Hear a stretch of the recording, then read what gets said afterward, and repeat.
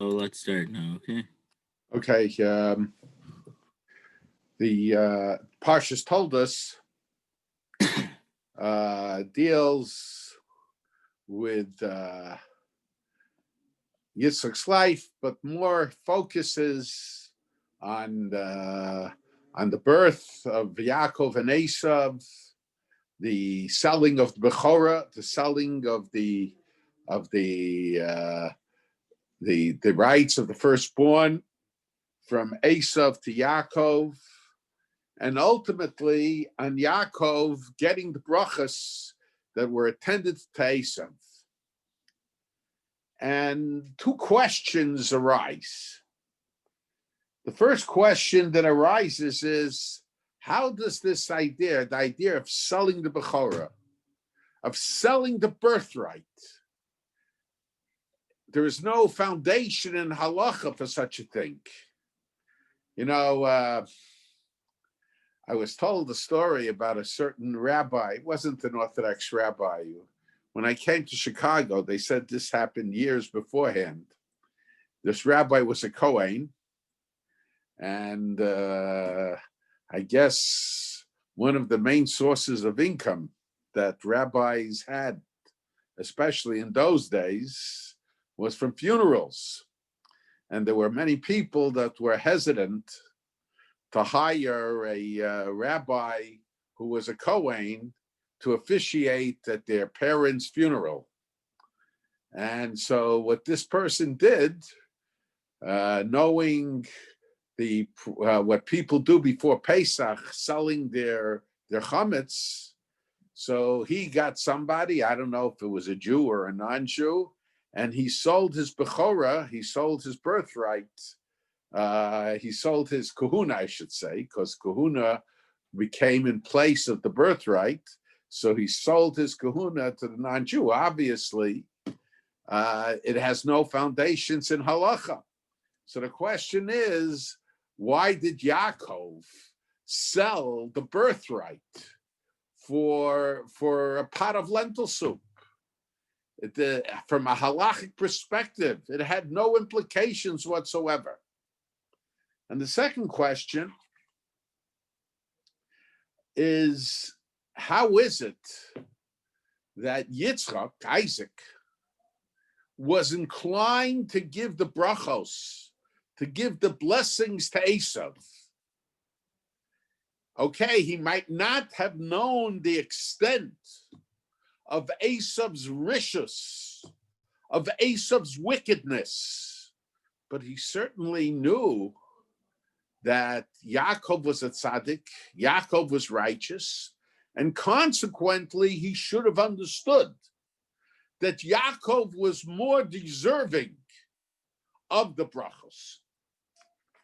Now, my father, in discussing this second question, he discusses it in his book, and he discussed it orally. There are certain points that he discussed orally that are not stressed in the book, but the way I remember it and the way I understand it, and the way I understand it is that Yaakov felt that Esav, on one hand, had the quality of gvura, of strength. And in this week's Sedra, we see that Yitzchak himself, besides the fact that the Zohar identifies Yitzchak with gvura, with strength, the Torah tells us how Yitzchak remained adamant about the digging of the wells of his father, that the Plishtim, that the Philistines filled up, and he insisted and persisted in digging them again and again and again. So Yitzchak had this quality of gvura, of strength. Yaakov, the Torah tells us, was a Yoshev Olim. He did not display strength. Whereas Esav was considered a person of a lot of strength. He was a hunter. He was a man of the field. So Yaakov thought that Esav had the qualities of leadership, because in order to be a leader, one has to have strength. And it was his hope that, because Esav did have certain positive traits, he was certainly very devoted, so it appeared anyway. He was devoted to his father. He had this idea. Yaakov thought that Esav had Yitzchak thought that Esav had was committed to the idea of kibbud, of reverence of his father. So Yitzchak wanted to galvanize that strength in Esav, and in a sense to turn him into a full Baal Tshuva, as a person who will become dedicated to God. And because of this, he asked him to go to the fields and to bring him food so that he should be able to bless him. It was to initiate a Esav on a path of improvement.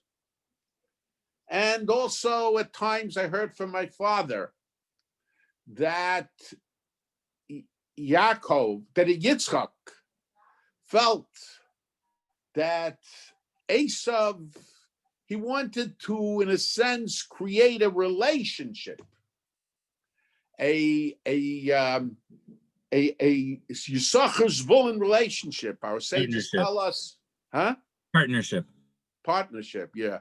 Yisachar Zvulun partnership, where Yisachar would sit and was involved in the study of Torah. He was spiritual, and Zvulun, on the contrary, was involved in commerce. But Zvulun supported and enabled Yisachar to be involved in spirituality. And it was perhaps Yitzchak's plan that there should be this relationship, this partnership between Yaakov and Esav. Esav, the person who had the sense for the mundane.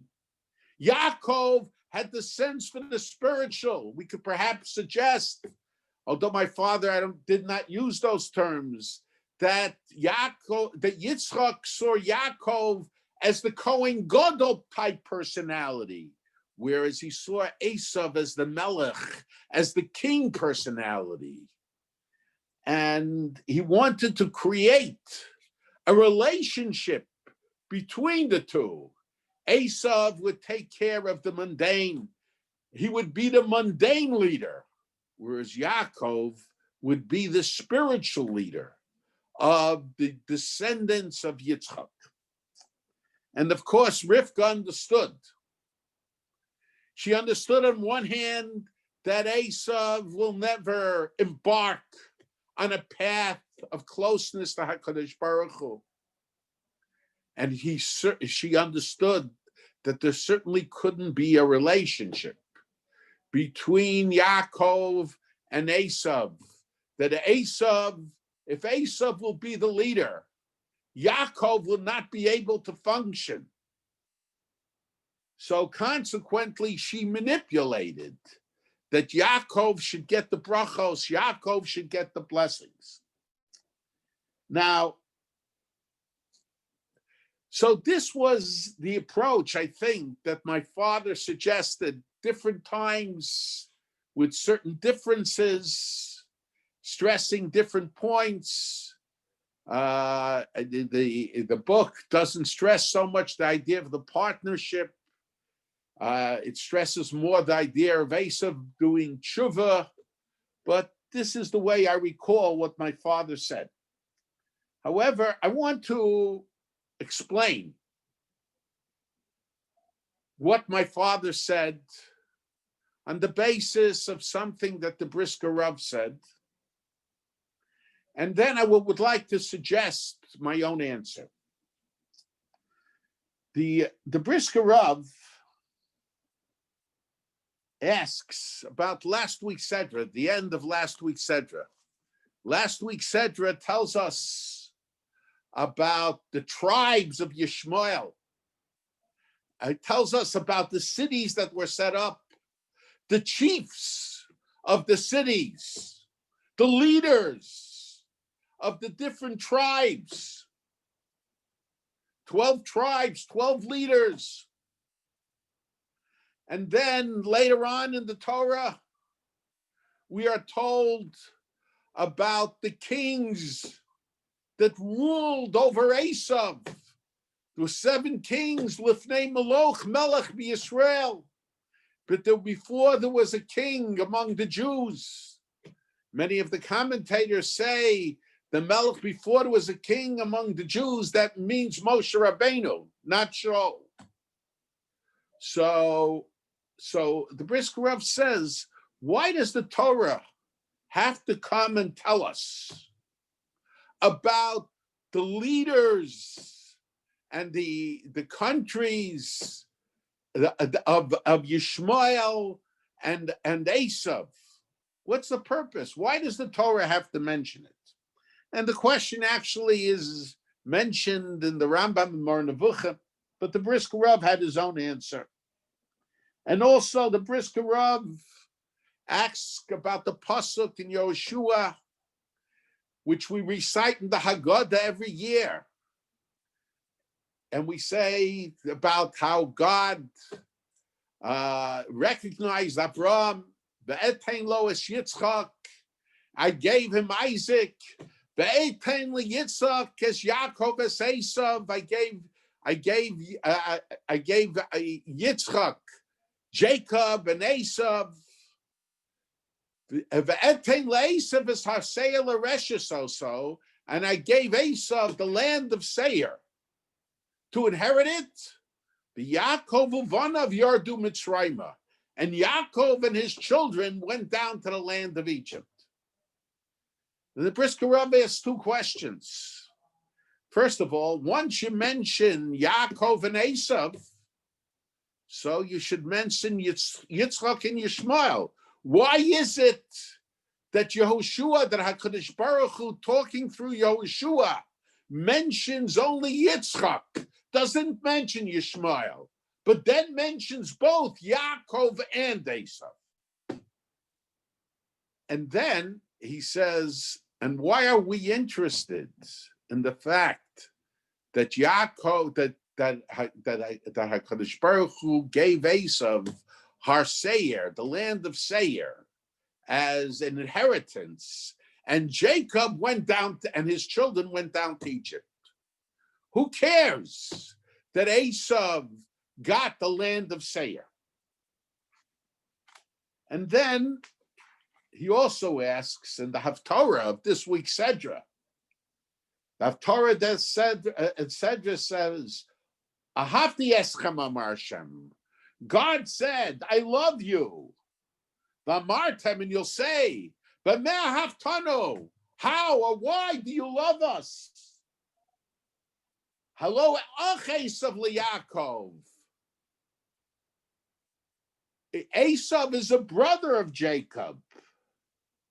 So, Yaakov as Esav Sanesi, and I love Jacob, and Esav I disliked. So the question is, what's going on here? In the Psukim from Malachai, what is going on there? Now, the Brisker Rav explains it in a very, on the basis of a certain yesod, an idea expressed by Reb Chaim to explain a difficult Rambam. I don't want to go into it now because it'll take too long. But the yesod was that Yishmael was excluded at birth from being the successor to Avram. but Yaakov and Esav, one of them would be the successor, but neither of them were excluded from the very beginning. And the pasuk mention is Ki v'Yitzchak yikar l'chazara, and the Gemara says, from Yitzchak will be your descendants. So Yishmael is excluded. And then the Torah said, and then the Gemara says, Ki v'Yitzchak, from Yitzchak will be your descendants. V'lo kol Yitzchak. Not all of the descendants of Yitzchak will be considered halachically your descendants. So, in other words, Yaakov and Esav had equal opportunity to be the successor, but only one of them would have been the successor. So the Brisker Rav says the Torah wants to show that who is the successor to Avram. What was Avram told in the Bris Bein Absarim? Avram was told that before he's able to establish his nation, his descendants will have to go down to a foreign land, and they will have to be slaves for many years. And only afterwards will they be able to go back to the land of Israel and establish their kingdom and establish their country. So that's why the Torah emphasizes that Yishmael almost immediately was able to establish a nation of 12 tribes with leaders, with cities. He had his country. And Esav too, immediately, he was able to establish his nation in Har Seir. Yaakov alone was not able to establish a nation. He had to first go down to the land of Egypt, and his descendants had to undergo slavery.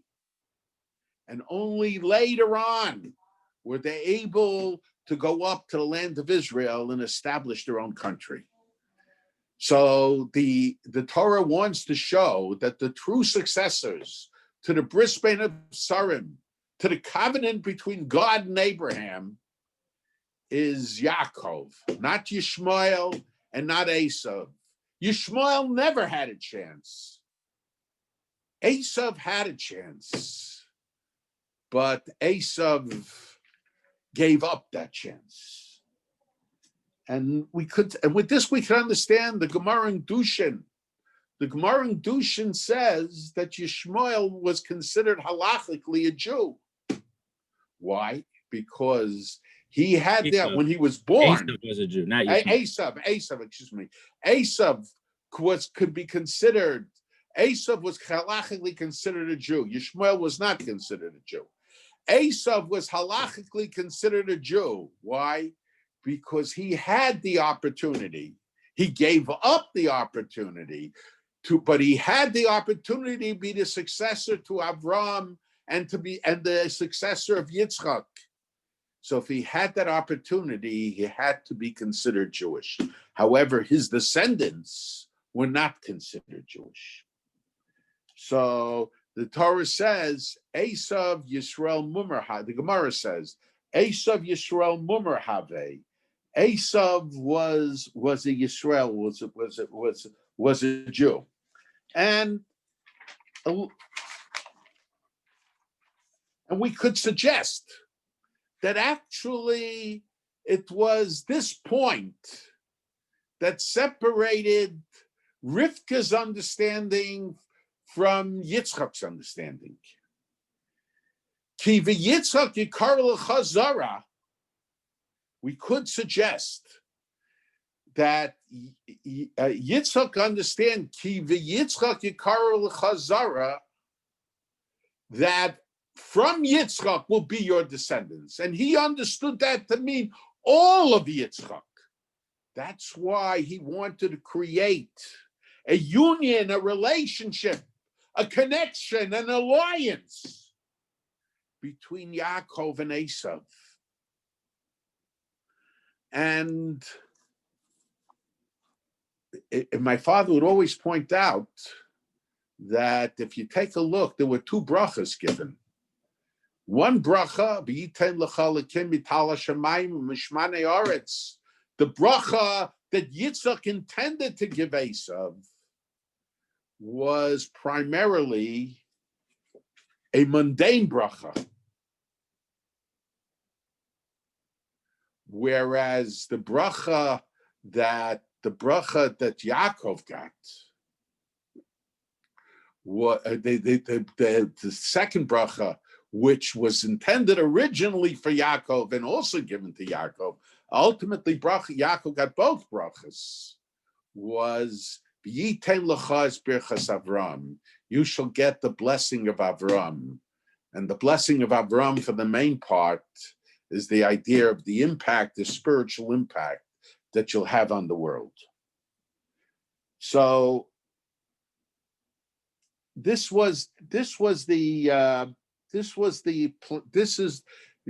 understood it that, as the Gemara does, ki v'Yitzchak v'lo kol Yitzchak, and not all of Yitzchak. And that's the idea. That's why Yaakov understood. Yaakov also understood it from the Rivka's perspective. And his feeling was, since one of the two of them would have the birthright, but it's not determined yet which one has the birthright. So he felt that the sale of the Bechorah, the sale of the birthright by Esav to him, had halachic foundation. Ki v'Yitzchak v'lo kol Yitzchak. But that was not halachically determined at that point yet. But he felt that Esav could surrender that birthright. Now, so it's interesting. So and we could understand this with another point. When the Torah tells us, when the Torah introduces us to Avram after the Bris Milah, how does the Torah introduce us to Avram? The Torah introduces us to Avram by saying, "Hu Yoshev Pesach HaOel." Abraham sat by the door of the tent. Yitzchak and Yitzchak, Vayetze Yitzchak l'suach b'sadeh. And even though there are other explanations, but Vayetze Yitzchak l'suach b'sadeh, some of the Rishonim explain it. Some of the commentators on the Torah say that the simple explanation Vayetze Yitzchak l'suach b'sadeh is that he went out to talk to people in the field. Of course, there are those that say other explanations. The Gemara explains it differently. But we see something interesting. We see that Avram was a person always looking for people. He wanted to be involved with people. Yitzchak was not as outgoing as Avram, but from time to time, Yitzchak would leave the ohel, would leave the tent.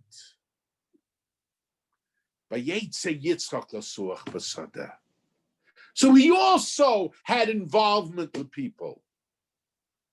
But Yaakov, on the other hand, Yaakov was Ishtam Yoshev Olim. He never left the tent. He was not involved with people.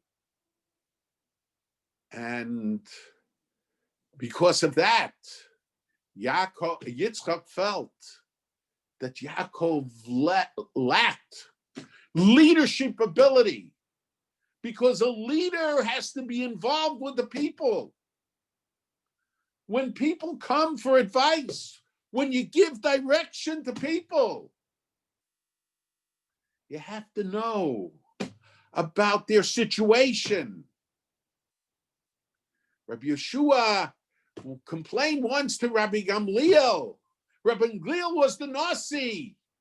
And he didn't know about the poverty that many of his associates were living in.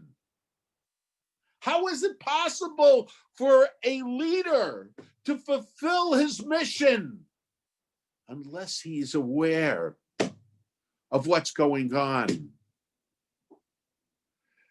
Chazal tell us in the Yalkut Shimoni that why did the problem of Pelegish Begiva die where so many Jews were killed in a civil war? Because the members of the Sanhedrin should have gone one day to one city and another day to another city. K'dei lelamed liYisrael Torah v'derech eretz, to teach the Jewish people Torah and derech eretz. And Torah, we know what it is. Derech eretz, we have a tendency to understand derech eretz as being manners, how to act. There's truth to that also. But derech eretz, most of the time, in the words of our sages, has reference about the ability to earn a living. And you can't give people direction about how to earn a living unless you're acquainted with their lives, unless you're acquainted with what's taking place outside the tent. And because of that, Yitzchak said, how could Yaakov become the successor? He's not involved with people. He was a Yoshev Ohalim. So he wanted to relegate Yaakov to the spiritual domain. But he felt erroneously that Esav had potential in that area. But Rivka understood that Esav did not. And when it says Kivi Yitzchak Yikara L'Chazara, it means from Yitzchak, but not all of Yitzchak. And so because of that, for Yaakov to assume that role as being the successor of Avram and Yitzchak, it was necessary for him to leave the tent, to be able to go and even deal with a Lavan. And it's very interesting that next week, Sedra, meaning in Vayetze, that in Vayetze, Yaakov comes to Beis Kel and he has this dream. And in the dream, he sees a ladder that stands firmly on the ground but reaches the heavens. And Malachei Elokim Olim V'Yordim, and angels of God go up and down. And the Rambam in Moreh Nevuchim says, what was the meaning of this dream? And the Rambam says that the word malach, we use it in regard to angelic heavenly figures, but it means a messenger, an agent. And the Rambam in Moreh Nevuchim very, very often stresses that when the word malach is used in the Torah, it could also have reference to a navi, to a prophet, who is an agent of God. And the Rambam says that the malach Elokim that were Ola v'Yored, that went up and down, it had reference to the Nevi'im, to the prophets. And he said a prophet has to climb a ladder. A prophet has to perfect himself. He has to perfect himself intellectually. He has to perfect himself morally. He has to perfect himself religiously. But once someone climbs the ladder, there's a certain hesitancy to climb down the ladder. But if the prophet doesn't climb down the ladder, he doesn't come down to earth to give direction to people. he will not be able to fulfill his mission in life. And the question arises, the Rambam doesn't discuss that, but the question arises, why did Yaakov have this dream at this point? And the answer is, I think, that Yaakov had to understand that if he assumes the role of leadership, he has to be able to step out of the tent. He has to be acquainted with what goes on in life. He has to, till now, he climbed the ladder. But now Yaakov has to climb down the ladder, not to rid himself of the impact and the influence he had upon himself when he climbed up the ladder, but to bring that impact and that influence down. Just like the members of the Sanhedrin should have gone one day to Tzipore and one day to Tveria, to different cities. Kedei lelamed liYisrael Torah v'derech eretz. First, in order to teach, but you have to go out in order to learn. You have to know what's going on. If you don't know what's going on, you can give some very bad advice. I think this is also something that we have to realize today. We want yeshivas to be open. We want shuls to be opened. But we have to take into account the advice of doctors. And advice of doctors doesn't mean everybody knows when you have a shaila, you don't go shopping. Advice of doctors means following what the doctor says, not searching for a doctor who will tell you what you want to hear. Because when you do that, you are endangering other people's lives, as well as your own, as well as your parents, as well as your grandparents.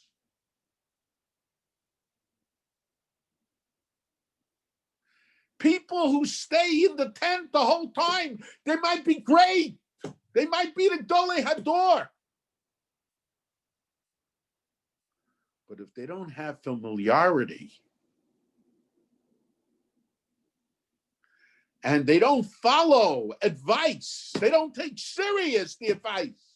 They only take the advice seriously after people, chas v'sholem, die.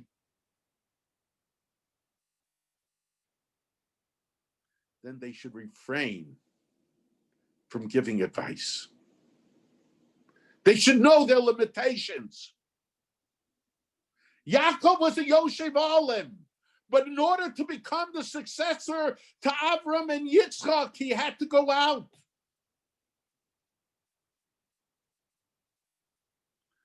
Now I'm going to say something that I haven't said before. I don't think so. You know, most of my friends, when I was a young boy in yeshiva, I was the post World War II generation. We were born after World War II. Most of my friends, their parents were survivors.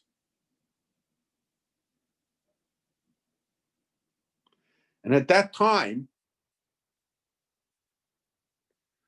by the time I reached high school age, I would hear certain resentment that very firm people had.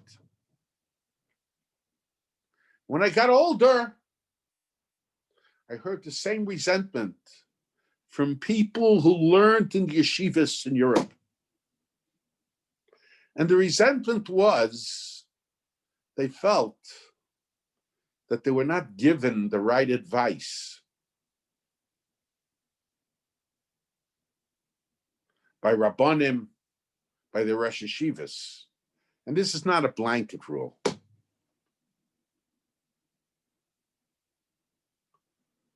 About escaping or leaving before the trouble began. I'm not going to say everything I heard. I tried to ask my father about it. My father wouldn't answer me. And I understand why he didn't want to answer me. Because it's shameful. And because of this, I never discussed it publicly.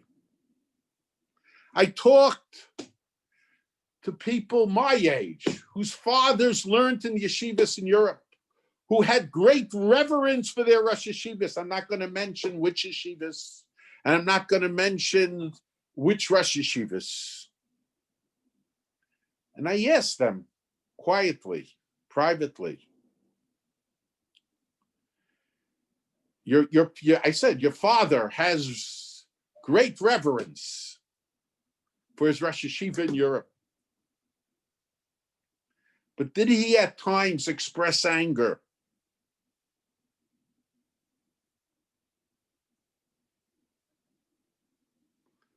And in every case, I was told yes. They had reverence even after World War II. And they didn't talk publicly. But within their family, they talked about it. It's not that these Rosh Yeshivas meant bad. Chas v'shalom. They meant good. Hindsight is 20/20 vision. But the question is, were they prepared to answer this question? The one thing my father did talk to me about, the one thing he talked to me about, how many people in yeshiva circles felt at that time that the communists were worse than the Nazis. And my father told me that there were some yeshiva boys that ran from communist-held territory to Nazi-held territory. Obviously, in retrospect, 20/20 vision, people understand. And I would not have discussed all this. But now we are dealing with sakonis nefashos. It's not the armies of the Nazis, but it's the hidden enemy of the COVID virus.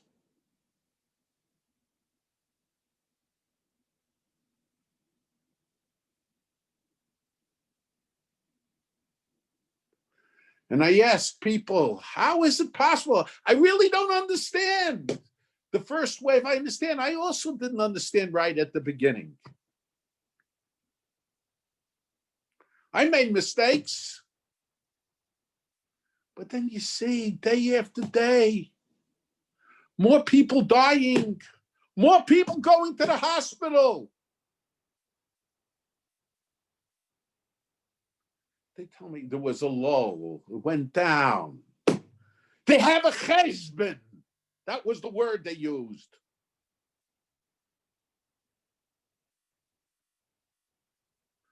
I think that's the pshat, lifnei mi'at ha'asid litein din v'cheshbon. The Vilna Gaon asked the question, it should be cheshbon v'din. The answer is, the din comes first. But the cheshbon, how did you make that mistake?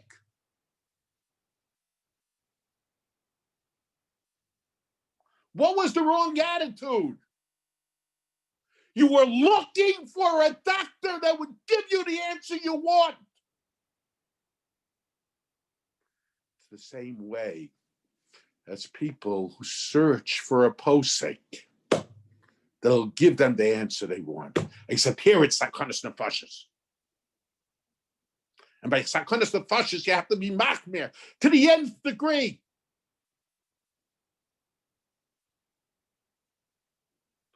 You can't stand in the old hell and make those decisions without climbing down the ladder first.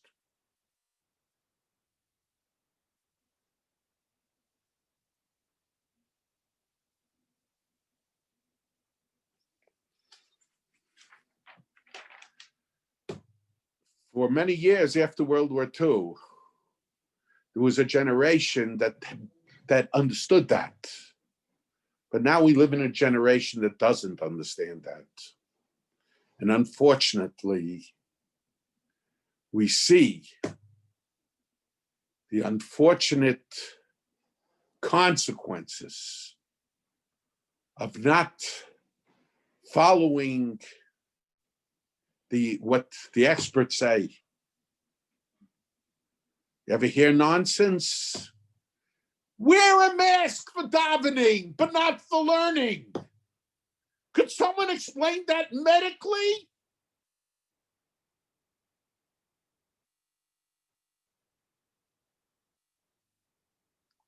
It's idiocy.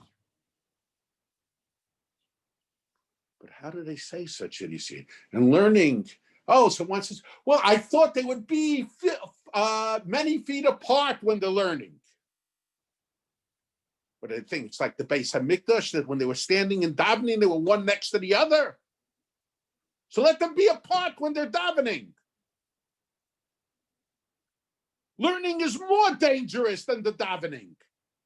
You're talking to each other. And very often, Mechamta Shel Torah, and that's the way it should be. You raise your voice.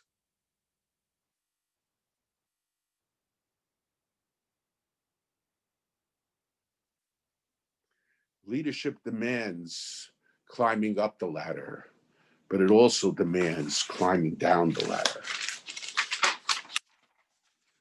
And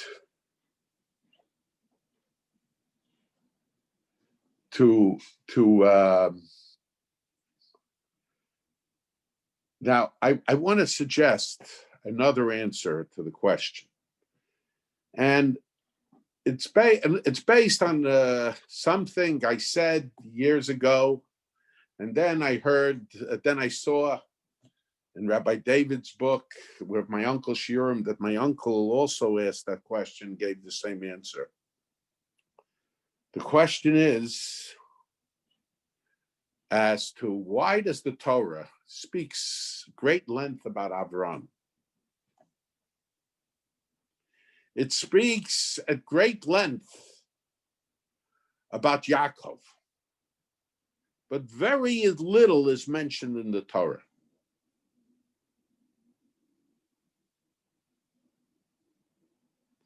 Now, the Torah at the end, we say, Vayetze Yitzchak l'suach b'sodeh, which some commentators say he went out to talk to people. He was more withdrawn than Avram, but from time to time he would go out talk to people. However, the Gemara in Brachas tells us, Vayetze Yitzchak l'suach b'sodeh, that Yitzchak went out to daven tfilas mincha, to daven mincha. Ein sicha l'tfila. And we see an interesting thing. So Yitzchak was a man of the field. Why did he go to the field? Why did he daven in the field? It seems that Avraham didn't daven in the fields. It seems Avraham, okay, there's a medrash that they both went to Har Moriah, but just the way they describe it. Avraham tells us, it was the place where he always stood. He went out to the fields to daven. Why the fields? Apparently, Yitzchak felt closer to HaKadosh Baruch Hu in the fields. Whereas Abraham felt at least as close, maybe closer, when people were around.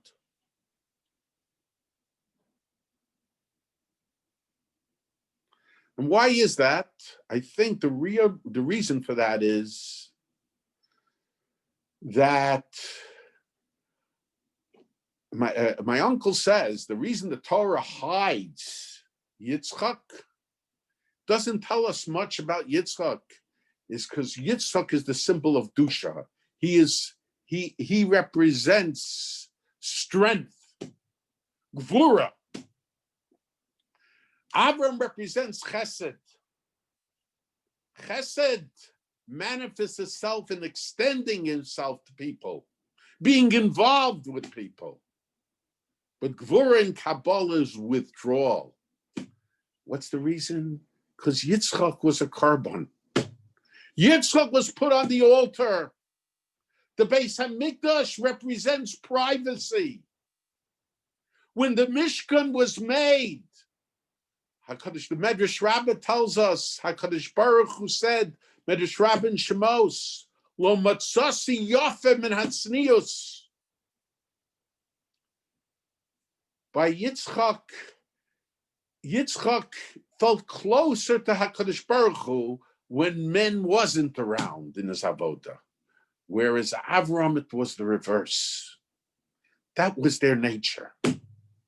I think it's possible, perhaps, that Yitzchak made a mistake. Yitzchak thought that Esav was an ish hasadeh. He thought that Esav went to the fields for the same reason that he went to the fields. Yitzchak went to the fields because that's where he felt closest to HaKadosh Baruch Hu. Sure, he hunted in the fields. Asher bercho Hashem. That was the blessing of God.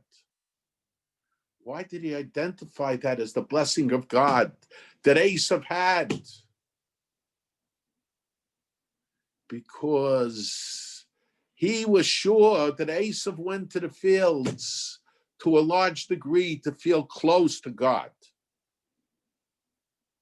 And therefore he felt that Esav perhaps had that ability to become his successor. Because in his mind, Esav shared a lot of his traits, whereas Yaakov was just a Yoshev Olam, stayed in the tents. And because of that, he thought that Esav should be his successor. And by the way, this is the reason why the Torah hides Esav, hides Yaakov, hides Yitzchak, because Yitzchak is Dusha. Dusha is hidden. The Beis HaMikdash is hidden. The more holy it is, the more it's hidden. The Kodesh Kadoshim, the Kohen Gadol, could only come in once a year. And there were certain avodas that when the Kohen was doing the avodah, and Yom Kippur was the Kohen Gadol, that no one could be in the Mikdash. Because when it comes to avodah is identified, and it's very interesting. The Medrash says that really we're approaching the month of Kislev. Really, the Mishkan was ready on Chafei Kislev. But HaKadosh Baruch Hu postponed it to Rosh Chodesh Nisan, the birth of Yitzchak, to the month of Nisan, which is the birth of Yitzchak. The Mishkan represented the privacy of Kedusha, the hiddenness of Kedusha. And Yitzchak also represented the hiddenness of Kedusha. As my uncle points out, when Yitzchak left the Akedah, when Yitzchak walked away from the Akedah, the Torah tells us that Avram, together with his servants, Yelchu Yachdav, but Yitzchak walked alone. Some say he went to the yeshiva of Shem Vever, but he wasn't part of the group. Yitzchak had this idea of privacy. His avodah was a very private avodah. Man interfered with the ultimate devotion in avodah. Whereas Avram, it was the very reverse. Avram is the midah of chesed. Yitzchak is the midah gvura of strength. Strength is restraint, putting limitations on oneself. So because of this, Yitzchak, when he went to daven, El Asada, he went to the fields to daven. There he felt closest to God. Years ago, Shavuos night, I would be in yeshiva, and in the morning, I would walk home. All night we learned. And in the morning, I would walk home sometimes with Rav Wernick, who was the mashgiach. And there were two ways to walk home. One is to walk along Lincoln Avenue, whatever it is. You see people walking, stores, cars going. And the other was to use side streets and parks, passing by parks. The faster way was to walk along Lincoln Avenue. But the mashgiach, Rav Wernick, he would say he wants to see nature. I think to a certain degree he had. And I felt, you see a dam that was made by beavers, you see it as the work of God. You see buildings made by man, it's also the work of God. But Rav Wernick had what I would call a Yitzchak personality. Somehow, people being there interfered to a certain degree with that sense of closeness that he always had with HaKadosh Baruch Hu. That was the Yitzchak personality.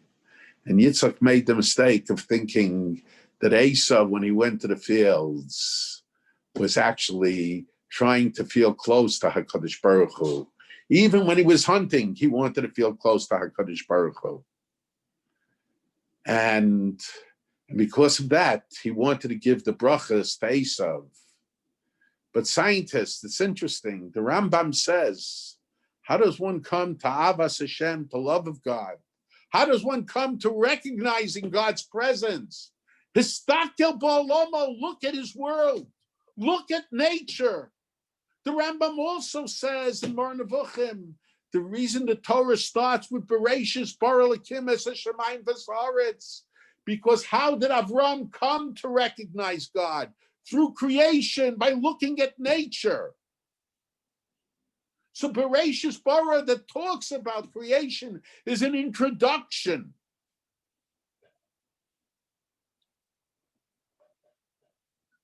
On the other hand, when you listen to what scientists say, some of them are the biggest kofrim.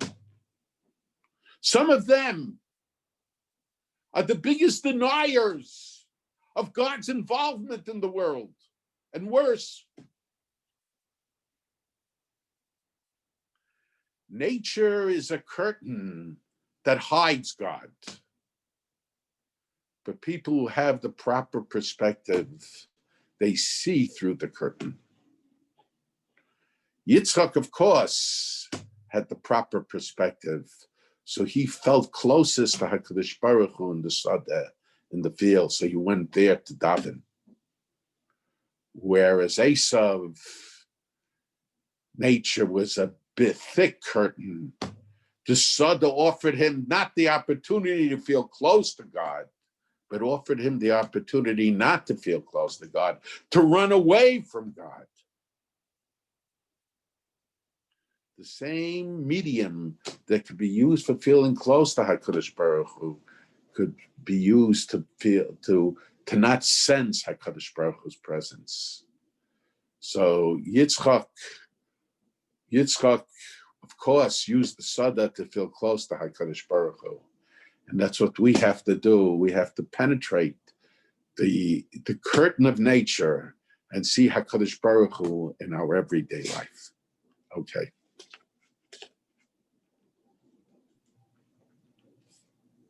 Okay, one question is, what was the exact point when Yaakov became the Bechor? Was it when Esav sold it, or when Yitzhak gave him the brachos, or at some other point? I'll discuss that in the future share. And everyone could write questions in the chat.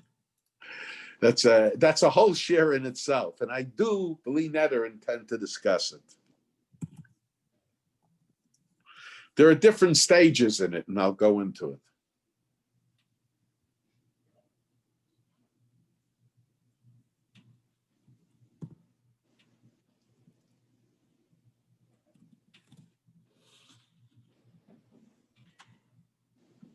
I think I've heard that the different than Rabbi Wernick maybe was obviously the different personalities.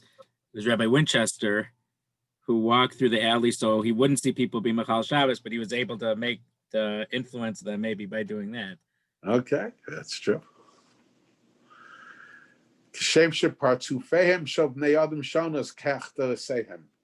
Different people have different ways of serving HaKadosh Baruch Hu, but they're all very good. Here's another question. Why did Yitzchak have one wife and the other Avos had multiple wives? I think it was important for Yitzchak to have a wife who identified with the Jews of Chutz La'aretz. And not Yitzchak, you mean Yaakov, right? Yaakov had two wives. Right. Why was Yitzchak the only one of the three Avos who did not have multiple wives? I would assume because he represented Kedusha. I saw I think in the Chizkuni yesterday on last week's Parsha that Eliezer he did something a certain way as if he would because of the Basula, as if just like a Kohen Gadol. So he did the same thing with Yitzchak. So according to him, Yitzchak was almost status of okay, fine, but he could have had two wives that were. Matter of fact, the Kohen Gadol there was a woman prepared, so to say, to become his wife on Yom Kippur, just in case his wife died. So that's. I think the real reason is because he was the symbol of Kedusha, and being the symbol of Kedusha, he was a withdrawn personality. Not withdrawn that he didn't go out. He went out. He withdrew, but it wasn't just a natural thing. It's not that he did not have interest in the outside world. He did have interest in the outside world, but he withdrew for his avoda, for his service. Why did Yitzchak, just like Abraham, when he had to leave because of the famine, say that his wife was his sister? You mean, I think that we could perhaps, the Ramban says that Abraham did not act properly. And sometimes we have to bear that in mind. Sometimes many have trouble with that Ramban. But if we accept what the Ramban says, sometimes when we make a mistake, that mistake tends to be repeated in future generations if we don't realize it. And apparently this mistake repeated itself over and over, and that's what we could say. And the contrary was, he felt that Avram set the precedent, and according to Ramban, it was a mistake on Avram's part. Okay. There's no more question. Oh, so how could you? So according to that, how can you stop the mistake? How do you stop the mistake? Well, I guess the idea was that sometimes we don't always realize the mistake, or sometimes we think that the situation is a little different, and therefore we could rely on the things that happened beforehand. And the truth is, we're seeing it right now. We saw the first wave. We saw people dying. And you see people again, repeating the same mistake. It's almost irrational to understand, but that's the tendency of man. And you have to come to realize that it was a mistake. We're not always able to do that. Could that be Zecharia Mosolam? That's right. It's part of Zecharia Mosolam is to come to understand that. So sometimes also, by the way, I should add that I don't believe that it was I don't know that the Ramban agrees with what I'm going to say. And this is important to add. I don't think that Avram was, so to say, offering Sarah to any man who wants her. The plan was, he was the brother, and everybody would try to marry Sarah. And they would give him presents, but he could always say no. He would always say no. It didn't dawn on him that Paro would be the one interested. Okay, these things happen, but it doesn't dawn on a person just because once the king was interested, so another king will be interested, and then a third king will be interested. So at a certain point, you can say, hey, time has passed. People have become older. It's a different situation today. It's very rational. So we think the situation is such that this mistake will not be repeated. Unfortunately, that's beyond our grasps, and it is repeated.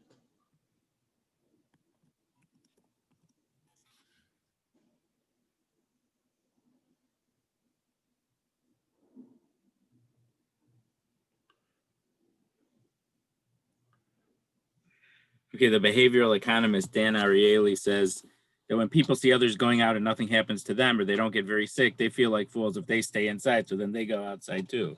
They don't want to feel like a fool. Okay. Stay inside. That's part of the problem, yes. Hey, thank you very much. Okay, everything should work out. All right.